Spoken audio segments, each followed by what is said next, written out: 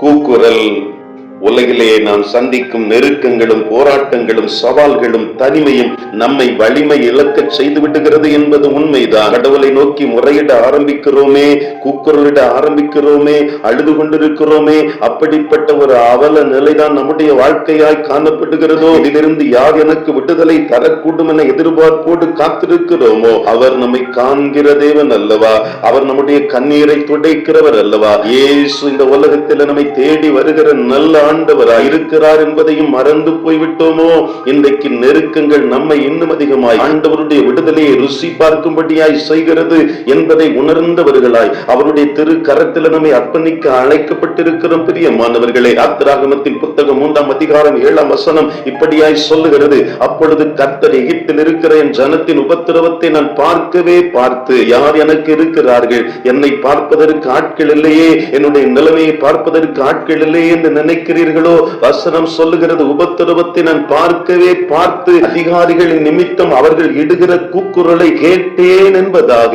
அதோடு நின்று விடவில்லை, அவர்கள் படுகிற வேதனைகளையும் அறிந்திருக்கிறேன். அவர் நம்முடைய இருதயத்தின் ஆழத்தை அறிந்திருக்கிறவர். நம்முடைய கூக்குரலை, அங்கலாய்ப்பை அறிந்திருக்கிற ஆண்டவர் அவர் அல்லவா? அவர்தான் அப்படியே இறங்கி வருகிறார். அவர்களை எகிப்தியரின் கைக்கு விடுதலையாக்கவும், அவர்களை அந்த தேசத்திலிருந்து அப்படியே பாலும் தேனும் ஓடுகிற கானான் தேசத்துக்கு அழைத்து செல்லும்படியாய் ஆண்டவர் இறங்குகிறார். மாத்திரம் அல்ல, மோசே எனும் இரட்சகனை ஆண்டவர் ஏற்படுத்துகிறதையும் வேதம் பதிவு செய்திருக்கிறதே. இந்த சத்தத்தை கேட்டுக்கொண்டிருக்கிற எனக்கு அன்பானவர்களே, ஆண்டவர் ஒரு விசேஷமான கடவுள் அல்லவா? அந்த தெய்வத்தை பின்பற்றுகிற நம்முடைய வாழ்க்கையில் வருகிற நெருக்கங்கள், போராட்டங்கள், பிரச்சனைகள் எவைகளானாலும் அவைகளிலிருந்து விடுதலை தரும்படியாய் அவரே இறங்கி வருகிறேன் என்று சொல்லி நம்மோடு இடைப்பட்டுக் கொண்டிருக்கிறாரே. இந்த சத்தத்தை கேட்டுக் கொண்டிருக்கிற நாம் நம்முடைய வாழ்க்கையில வடித்த கண்ணீருக்கு இன்றைக்கு பதில் கொடுக்கும்படியாய் ஆண்டவருடைய வார்த்தை நம்மோடு இடைப்பட்டுக் கொண்டிருக்கிறதே. அவருடைய திரு கரத்தில் நம்மை அர்ப்பணிக்கும்படியாய் ஆண்டவர் விரும்பி நம்மை அழைக்கிறார். எத்துணை பெரிய துன்பமானாலும், துயரமானாலும், போராட்டங்களானாலும், ஏழைகளானாலும்